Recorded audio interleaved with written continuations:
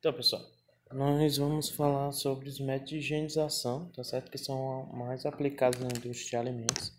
Quando a gente pensa nesses métodos de higienização, a gente tem que pensar um pouco mais adiante sobre que esses métodos são métodos bastante utilizados na indústria, pequenas, grandes indústrias, e a gente também pode utilizar até em casa, tá certo? Então, a primeira coisa que a gente tem que entender é que esses métodos de higienização, eles sempre visam o quê? Eles vão sempre estar focados na higienização da indústria de alimentos, tá certo? Então, esses métodos devem ser eficientes, tá certo? Para que ocorra um processo de higienização correto e não tenha nenhum processo de contaminação. Tanto os processos dos, dos colaboradores, né, os manipuladores de alimentos, quanto os equipamentos para não prejudicar o alimento que vai ser produzido ali. Então, um ponto que eu gostaria de destacar para vocês, tá certo? Contaminação cruzada, certo? A contaminação cruzada, ela pode ser realizada como, Ayrton? Geralmente a realização de contaminação cruzada é realizada geralmente quando ocorre a contaminação entre dois objetos, tá certo? No caso, pode ser um objeto que foi utilizado em um alimento cru, que ele vai ser utilizado em um alimento de origem vegetal, que geralmente são consumidos crus, certo? Como as frutas, os vegetais minimamente processados, que não foram feitos uma higienização correta. Então, esse é um dos principais tópicos que devem ser abordados e pensados quando a gente se fala em higienização na indústria.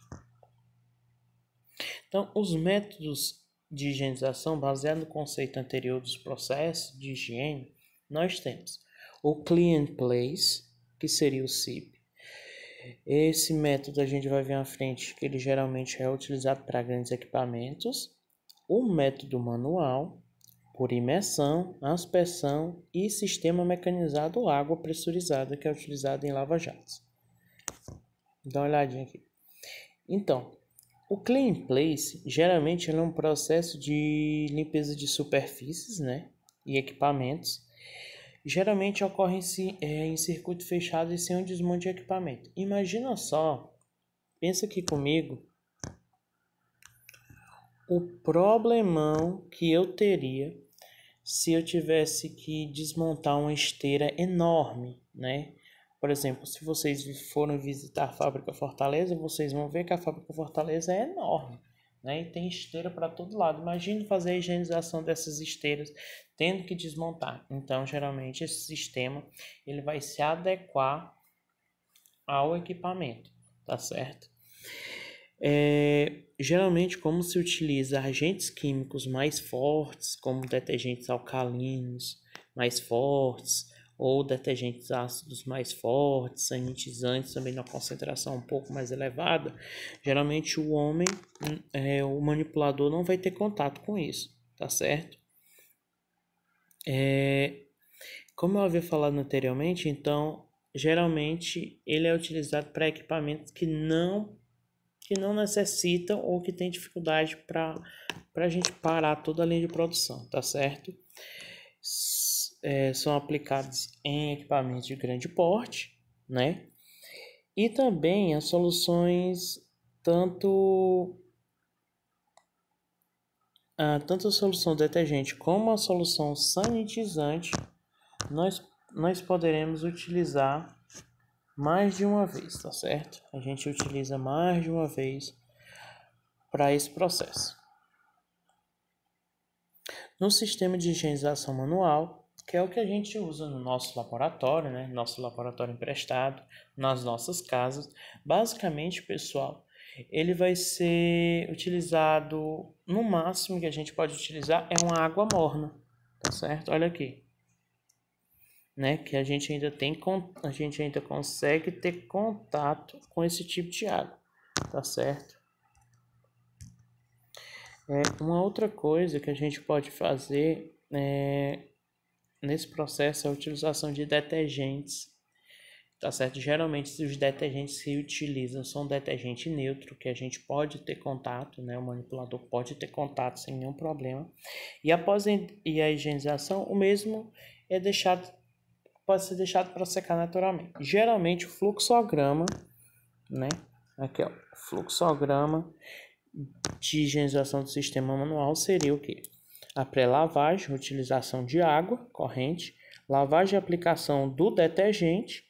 Nós teríamos agora o enxágue para remoção desse detergente, a sanitização. Essa sanitização ela pode ser feita com álcool 70 ou água clorada 100 ou 200 ppm. E nós poderemos ter um enxágue final. Esse enxágue final seria opcional.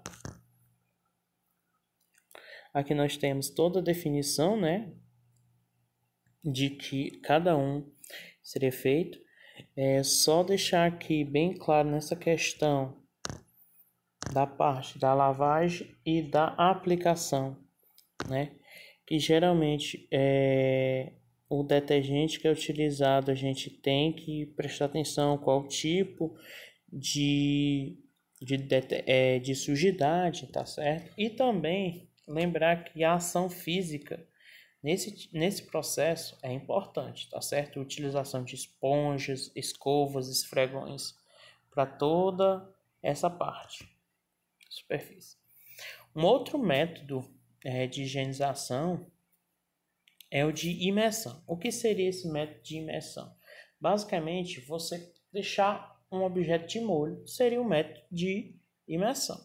Basicamente, esses métodos eles são utilizados para peças únicas, tá certo? Ou peças de conexões, como válvulas, registros, que permanecem em contato com os alimentos ao longo do tempo, tá certo? E tem um tempo maior para se receber. Por exemplo, a gente pode utilizar isso em um sistema de tubulação para o processo de pasteurização, tá certo?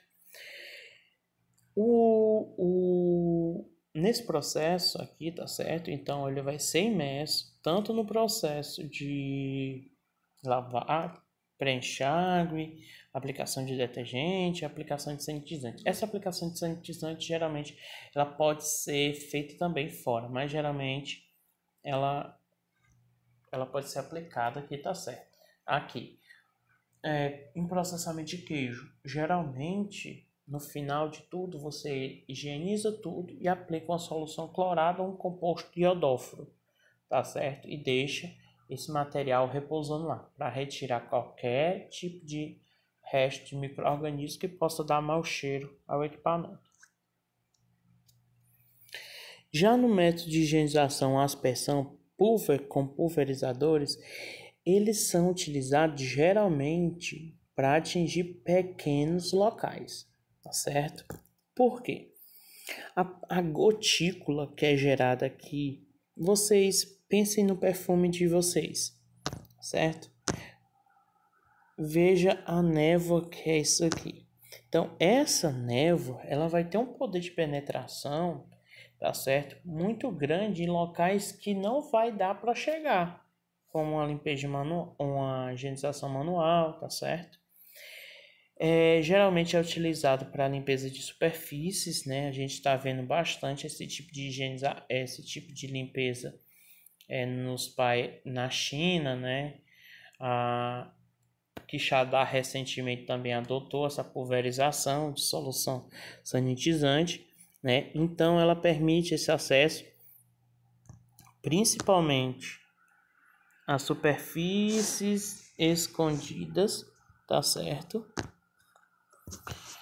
Com isso, vai chegar em locais bem mais difíceis que não poderia ser chegado antes com nossa mão, com a limpeza manual, tá certo?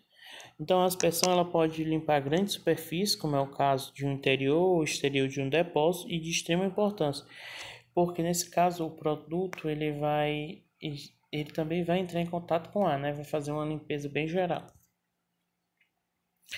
Já o método de higienização por sistema de água pressurizada, tá certo? Esse sistema mecanizado é o que a gente utiliza em lava-jato. Geralmente é mais difícil de ser utilizado, tá certo? Precisa de equipamentos específicos. Claro que em empresas grandes vai ter esse sistema que é muito mais fácil você limpar um galpão, limpar diversos equipamentos utilizando água pressurizada, né? Então, basicamente é utilizada água pressurizada, como essa água pressurizada. Basicamente, a água ela é forçada a sair em um orifício bem pequeno, com grande quantidade de ar, tá certo? Então, temos alguns exemplos, né, onde esse tipo de água, esse tipo de sistema é utilizado, né? Então, olha aqui, nós temos em máquinas de lavar louças, latões, caixas plásticas, monobloco de refeições e assim por diante. Pessoal, tirando um pouco desses métodos de higienização, também gostaria de já introduzir também essa parte da estrutura física de uma indústria de alimentos, né? Então, do que adianta eu fazer uma higienização correta se a minha estrutura da minha indústria ela é falha, né? Ela não tem tantas características agradáveis. Então, a legislação brasileira, né, ela preconiza alguns sistemas, né, algumas estruturas que a gente vai ver agora. Por exemplo, na parte de piso, geralmente nós podemos ter dois tipos de piso, né? Nós podemos ter esse piso industrial, parece um cimento, esse bloco aqui parece um cimento, que a gente encontra na sala de vocês aqui, ó. Opa, desculpa. Certo? Ou também a gente pode ter azulejo. Geralmente, desculpa, eu tô falando geralmente demais. Também nós temos o sistema de escoamento. O sistema de escoamento, ele deve ter essa proteçãozinha aqui, ó. Vou mostrar aqui para vocês, ó. Essa proteçãozinha justamente para quê?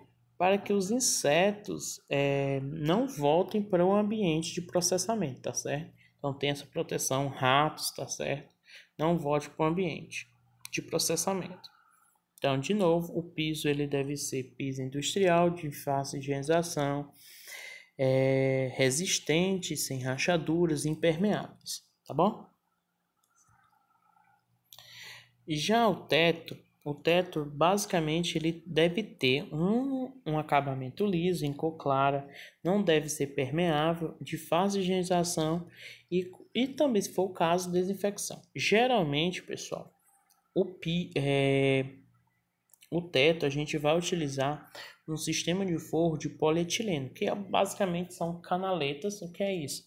São plaquinhas de plástico, tá certo? Trocando em miúdos para que seja utilizado. Também o sistema de iluminação é importante, tá certo? Que tenha proteção contra estilhaços, para caso tenha algum problema na corrente elétrica, estoure alguma lâmpada, tem a proteçãozinha lá e não ocorra nenhum acidente, tá certo? O maçarico, pessoal, é para limpeza em gesso, mas o gesso ou o concreto, eles são particulares. Isso não é ideal, tá certo? Então a gente não deve preconizar a utilização desses materiais. Na parte do teto também, grandes galpões, nós temos que ter o teto, né? E geralmente no teto de uma indústria a gente utiliza esse material aqui. Mas aí, que material é esse? Esse material, pessoal, basicamente é feito de fibra de vidro. Deve ser trocado porque esse material se degrada, tá certo? Não é interessante que tenhamos esse tipo de telhado de alumínio ou de algum metal por conta do processo térmico, né, que ele absorve bastante calor e dificulta o processo de escoamento de calor, tá bom? Mas nós vamos ver que no teto também a gente vai instalar o que? Sistema de exaustores, tá certo? Parede. A parede da nossa indústria também é muito importante, tá bom? Ela deve ser impermeável com utilização de azulejos, tá certo? Na coloração branca. Geralmente ela deve ter no mínimo 2 metros, 2 metros é ótimo, 2 metros, tá certo? O rejunte deve ser de cor clara. Impedir que tenha rachaduras ou algum outro sistema que cause a proliferação de micro-organismos. E pessoal, aqui ó, olha só. Isso daqui, basicamente o que é? Esse aqui é a junção entre o piso, tá certo? E a parede da fábrica, né? Do galpão, da fábrica ou do local de processamento. Ele deve ter essa falta de angulação em 90 graus, ó, que você vê que é redondo, né? A gente chama abaulado. Para quê? Para facilitar o processo de higienização, né? Durante a lavagem do galpão. Então, entre os setores, a gente deve ter a presença de quê? De portas. Essas portas, elas devem ter fechamento automático, elas devem ser de cor clara, tá certo? Geralmente, ela pode ser acionada pelo cotovelo, que vai facilitar bastante esse processo, tá certo? E deve ter visualização entre os dois lados do ambiente, tá certo? Já na presença de janela, essas janelas elas não devem estar na área de processamento, tá certo? Então, voltando aqui, as janelas elas devem ter o quê?